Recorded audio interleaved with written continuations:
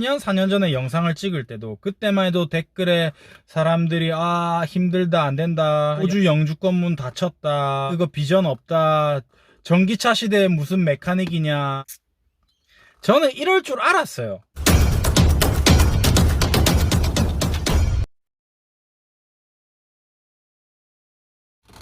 Yo, check it up. 예, 반갑습니다. 인초입니다. 오랜만에 이렇게 영상으로 인사드립니다.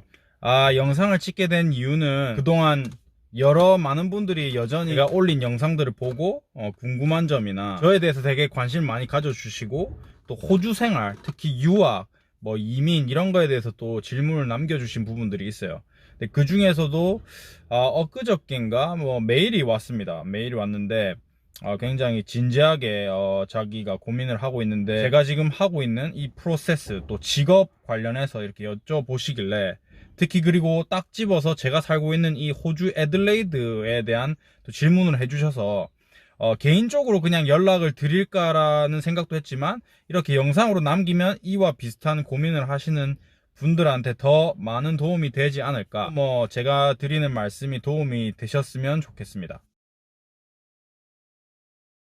예, 거두절미하고 그분이 저한테 보낸 메일, 여기 아마 나오는데, 그 메일을 기반으로 그냥 질문한 거에 대답하는 식으로 말씀을 드려볼게요. 아마 제가 여태까지 여기 호주에 살면서 받았던 질문들하고 굉장히 공통되는 것들이 많아서, 아마 대표적으로 그냥 답변을 드리면은 좀 많은 부분들이 해소가 될 것 같습니다. 첫 번째 질문, 아까 지나가면은 취직할 직장이 많은가? 저를 예시로 들게요. 제가 증명을 해야 되니까. 자, 저는 지금 여기 일하고 있거든요. 이렇게 상표를 얘기해도 되나? 하여튼 도요타에 일하고 있습니다. 한지는 거의 1년 정도 됐는데, 이제 막 학교를 이제 졸업할 시즌이 돼서 이제 풀타임을 엊그저께 계약을 체결했습니다. 그 전부터 회사에선 쭉 저와 이제 일을 하고 싶다고 여러 번 오퍼를 했는데, 이 법적인 상황들 아마 아실 거예요. 유학 비자는 풀타임을 못합니다. 학교를 가는 게 우선이기 때문에, 비자 특성상.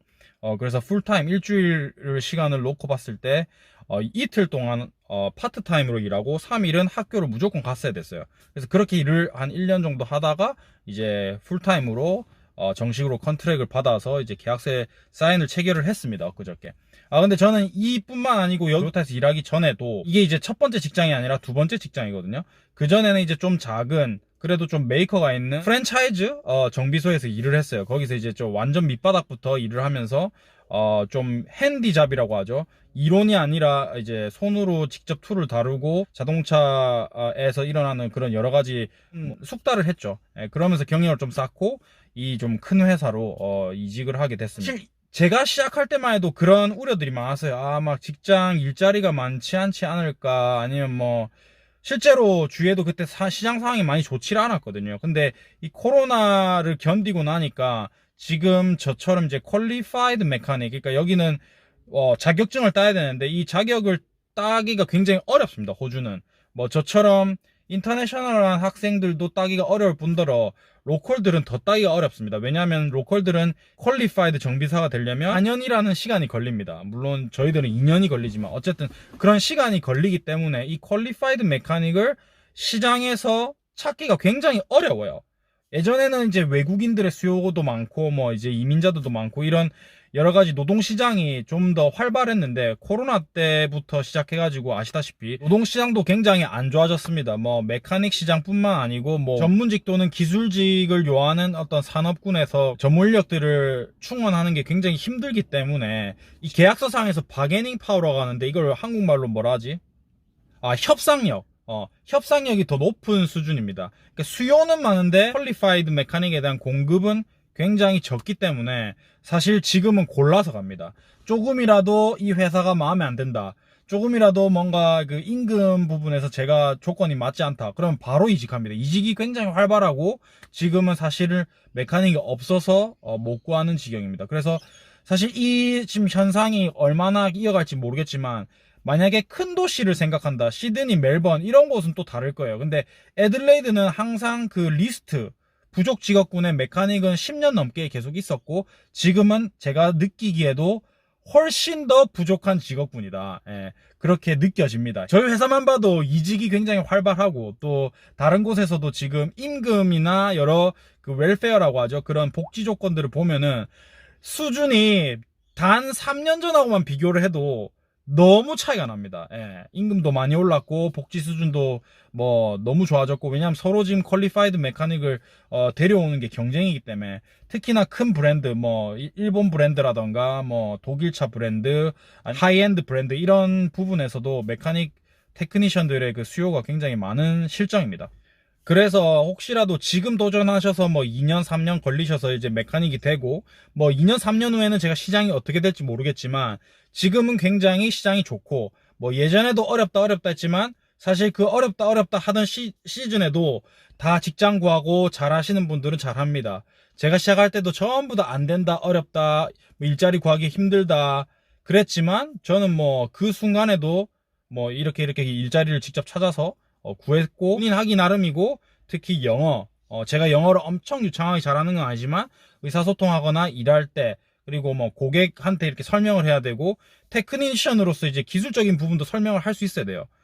그리고 동료들하고 같이 일하는 부분들이 분명히 크기 때문에 알아듣고 뭐 설명하고 이런 부분들은 문제가 없어야 됩니다. 그 정도 영어가 돼야지 당연히 현지 사회에서는 어느 직업군이든 살아남을 수가 있겠죠. 그건 기본입니다. 꼭 영어 안 돼서 본인들이 노력을 많이 안 해놓고 안 된다 핑계 대시는 분들 굉장히 많이 봤습니다. 특히 한국 분들 중에서. 예. 그런 분들은 제발 좀 논외로 했으면 좋겠어요. 예, 두 번째 질문이, 비전공자라서 자동차 정비사가 될 수 없다. 뭐 유학원에서 그렇게 말했다. 뭐 어느 유학원에서 그렇게 말씀하셨는지 모르겠어요. 분명히 한국에 계시고 한국에 있는 유학원을 찾아갔겠죠. 그러면은 그 유학원은 분명 현지 사정을 잘 알 수가 없죠. 그분이 뭐 여기 살고 있는 게 아니니까. 저는 경제학 전공했고 대학 바첼러 뭐 학사 학위 땄고, 아시다시피 제 영상을 쭉 보셨다면 뭐 금융업에서 종사를 했습니다. 전혀 정비사랑 관련 없고, 저는 제 차가 있는데도 본닛을 열어본 적도 없습니다. 그런 사람이 정비사가 돼서 지금은 뭐 회사에서 잘 생활하고 있습니다. 자기가 하기 나름이고, 여기 직업이든 새로운 나라에 와서 공부를 하고 도전하는 거는 새로운 인생을 산다는 마음으로 리셋하는 거예요. 이전에 뭘 했다 그건 별로 중요하지 않습니다. 물론 이전에 본인이 바첼러 디그리를 따고 그 전공을 살려서 현지에 와서도 공부를 좀 더해서 뭐 석사학위를 따고 그 관련해서 이 직업을 얻으면은 좋겠지만, 그런 부분이 아니라 새롭게 좀 도전하고 싶고 새로운 직업을 얻고 싶으면 사실은 거기에 한계는 없습니다. 그리고 그 직업을 선택하는 거에 있어서 중요한 게, 특히 해외에서 이제 정착하고 사시려면은 본인이 하고 싶은 것보다도 이 나라, 이 정부에서 정말 필요한 일을 하는 게 중요하겠죠. 나는 하고 싶은데 이 나라에서 별로 수요가 없어. 요구를 하지 않아. 그러면 본인이 원한다고 해서 될 수 있는 게 아니지 않습니까? 본인이 아무리 박사고 본인이 아무리 똑똑하다고 해도 뭐 이 나라에서 원하지 않으면은 뭐 이민의 문이 없는 거죠.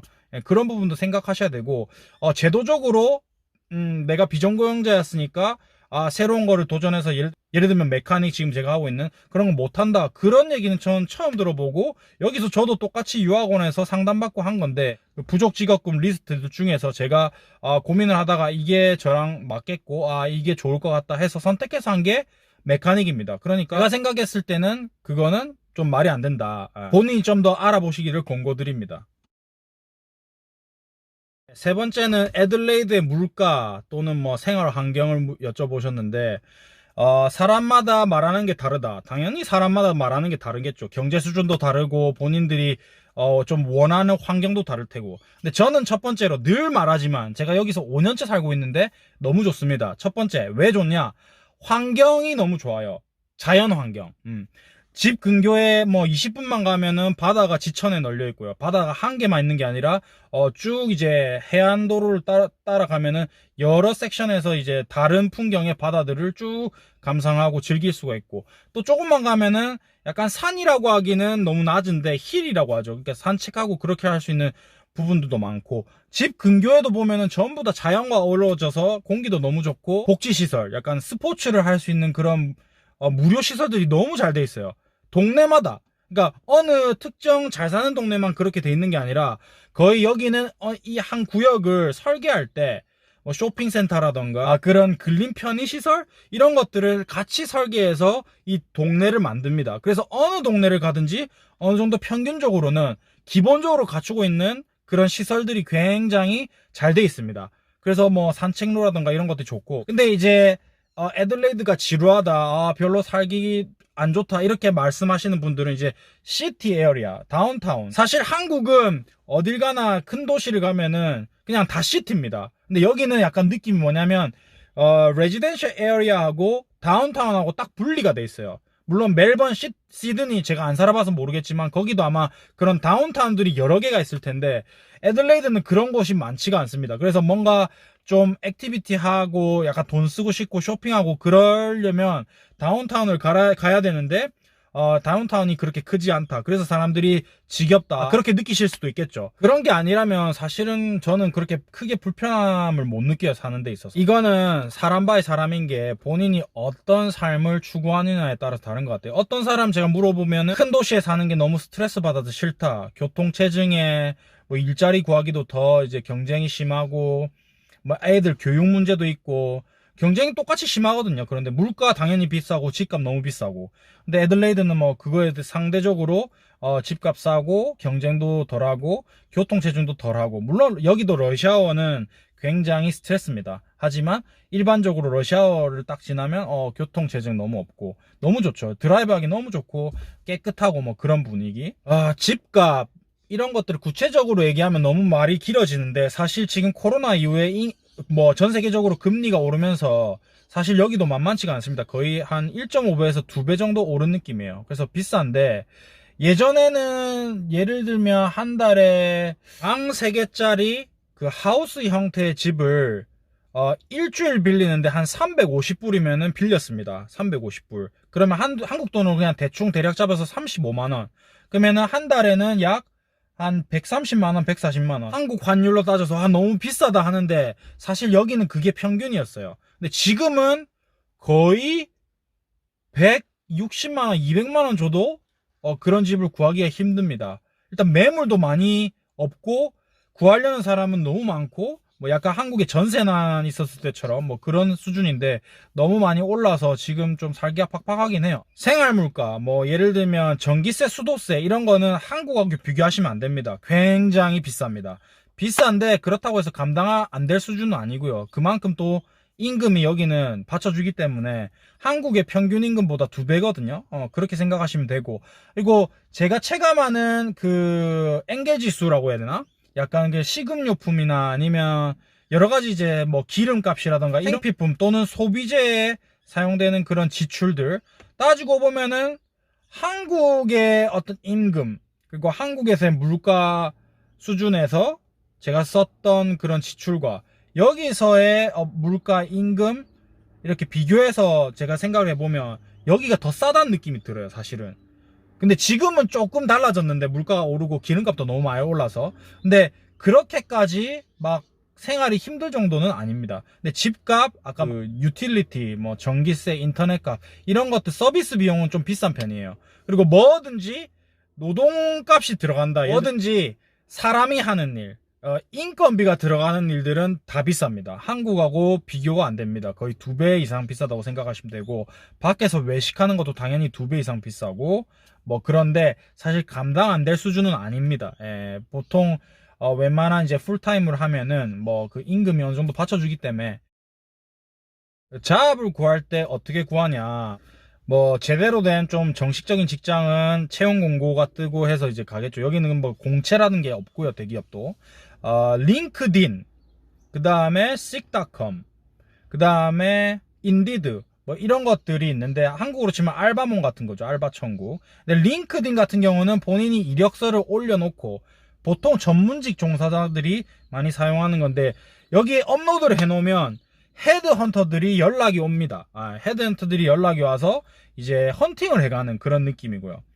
다른 것들은 이제 본인들이 아웃바운딩으로 이제 공고가 올라오면 이제 이력서를 제출하는 식으로 해서 이제 구할 수 있는데 사실 여기는 또 오프라인 시장에서도 이게 먹힙니다. 사실 한국하고는 좀 느낌이 다른 게 예를 들면 직업마다 다르겠지만 저 엄청 큰 회사거든요. 지금 제가 있는 데가 이 큰 회사도 공고, 왜냐면 한국처럼 이렇게 공채라는 게 없기 때문에 언제 공고가 올라오는지 몰라요. 제가 원하는 포지션에 지금 공석이 있는지 없는지 공식 석상에 뭐 이렇게 나와 있는 게 아니기 때문에 모릅니다. 그래서 랜덤하게 저 같은 경우는 이력서를 이렇게 뽑아가지고 에스턴 마틴도 가고요. 지프 있죠. 지프도 가고 도요타도 갔고 뭐 벤츠도 갔어요. 이런 식으로 이제 가가지고 거기 워크샵 매니저 만나고 싶다. 사실 저 이력서 돌리러 왔는데 뭐 이렇게 여기서 공부하는 학생이고 언제 졸업한다. 그래서 지금 메카닉 하고 싶다. 뭐 이러한 경험이 있다. 이렇게 브리핑을 간단하게 하면서 그냥 맨땅에 헤딩을 했습니다. 제 앞에 영상에도 아마 있을 텐데 그렇게 맨땅에 헤딩을 해서 얻었고요. 이게 두 번째 직장이라고 했는데 둘 다 그렇게 구했습니다. 첫 번째 직장 구할 때 한 8군데 갔는데 다 까였는데 마지막 한 군데에서 연락이 와서 그 좋은 사장님께서 이제 저한테 굉장히 잘해 주셨거든요. 그러면서 저한테 기회를 주시고 이렇게 어찌 보면 진짜 허드렛 일도 많이 했지만 첫 제 경력을 쌓을 수 있는 그런 직장을 구할 수 있었고, 그 직장을 발판으로 해서 경력을 쌓고 도요타에 지금 제가 들어올 수 있게 된 겁니다. 그래서 처음 시작은 좀 힘들 수도 있는데 어쨌든 그런 식으로 발품을 좀 팔고 인터넷으로도 지원을 해보면 아마 분명 좋은 이제 기회가 올 거라고 생각을 합니다. 다섯 번째는 모든 이민자, 한국인뿐만 아니라 모든 비영어권 이민자들이 고민하는 바로 이것, 영어죠. 영어는 저도 아직 숙제입니다. 이게 여전히 숙제인데 완벽하진 않죠. 당연히 완벽하려고 하면 안 됩니다. 이분이 질문하신 게 지금 영어 공부를 하고 있는데 자동차 학과에 진학할 수 있느냐, 그 다음에 그 진학하기 전에 영어 코스를 들어야 되냐, 뭐 이런 고민을 하셨는데 영어 코스를 듣는 걸 추천드리고 점수가 있어야 등록을 할 수 있습니다. IELTS 또는 PTA라고 하는데 그 두 가지가 다른 그 영어 시험 섹션이에요. 이거는 뭐 본인이 알아서 알아보시고요. IELTS가 전통적으로 굉장히 유명한 공신력 있는 영어 시험이고, PT가 최근 몇 년 사이에 굉장히 뜨고 있는 좀 신개념의 컴퓨터 기반으로 한 영어 시험입니다. 근데 저는 여기서 오래 살고 좀 자연스럽게 영어를 하다 보니까 이 컴퓨터 기반으로 하는 영어 시험보다 IELTS가 저한테 맞아요. 그래서 본인이 맞는 거 선택하시면 되고, IELTS라는 시험 자체는 컴퓨터 기반으로 해서 한국인들이 굉장히 잘하실 거예요. 예를 들면 토익을 했던 세대라던가 좀 뭔가 시험의 테크닉을 가지고 영어 점수를 따는 그런 거에 익숙하신 분들은 PT 점수 따는 게 더 쉬우실 겁니다. 근데 저는 이 시험 테크닉을 공부하는 게 싫어서, 왜냐면 자연스럽게 저는 그냥 영어 쓰고 말하고 듣고 이게 더 자연스럽기 때문에 시험 공부를 많이 안 하고 그냥 치고 싶어서 IELTS를 이제 준비를 하고 있고, 저도 이제 졸업이 몇 주 안 남았거든요. 1, 2주밖에 안 남았고, 이제 졸업 비자를 신청하기까지는 한 2달 안에 신청을 해야 되기 때문에 그 전에 영어 점수가 필요합니다. 이분이 이제 말하신 거랑 지금 섞였는데, 일단 학교에 들어가기 전에 점수가 필요해요. 근데 점수를 못 만들 것 같으면 어학원을 3개월인가 다니면 되거나, 아니면 그 테이비라고 있어요. 호주 같은 경우는 국립기술학교라고 보시면 돼요. 국가에서 운영하는 국립 또는 주립 기술학교인데 거기서 운영하는 영어 시험반이 있습니다. 이것도 굉장히 아카데미컬하고 수준이 높아요. 쉽지 않습니다. 이거를 이수를 하시면은 그 점수를 대체해서 인정을 받아서 어느 학과든지 들어갈 수 있는 그런 프로그램이 있어요. 이 자세한 거는 유학원과 아마 상담을 해보시면 더 좋을 것 같고, 제가 좀 전에 언급한 IELTS PT 시험 같은 경우는 졸업할 때 반드시 필요합니다. 졸업 비자를 신청할 때. 졸업 전에 따도 되고 졸업하고 나서도 2개월의 약간 공백 기간이 있어요. 이게 졸업한다고 비자가 바로 끝나는 게 아닙니다. 왜냐하면 이게 폼 서류를 작성하고 또 졸업 비자를 신청하는 데 있어서 제가 기다려야 할 서티피케이션 같은 게 있습니다. 그게 나오는데 2달 정도 또 걸리기 때문에 저는 2달 동안 이 여러 가지 서류라던가 제가 준비해야 될 것들 준비하면서 이게 만들어지면 그 다음에 졸업 비자를 신청할 수 있는데, 그 중에 하나가 졸업 영어 점수인 거예요. 이 시점에 내가 영어를 얼마만큼 하는가를 정부에서는 알고 싶은 겁니다. 그리고 지금 기술 이민으로 들어가고 있기 때문에 이 현업에서 제가 일을 하고 있고 이 일을 함에 있어서 부족함이 없는 영어인가를 테스트를 하기 위해서 이 정부가 저한테 자격 요건을 요구하는 거예요. 졸업할 때도 이 점수가 필요하고, 이 점수는 아마 점수를 한번 따면 2년인가 유효기간이 갈 겁니다. 그래서 나중에 이제 졸업 비자 끝나는 그 2년 이후에 영주권 신청 비자를 또 넣으면 그때 또 요구를 합니다. 영주권 넣을 때는 이제 또 2년 거의 만료가 됐기 때문에 뭐 영어가 더 늘어났거나 좀 더 자연스러워지겠죠.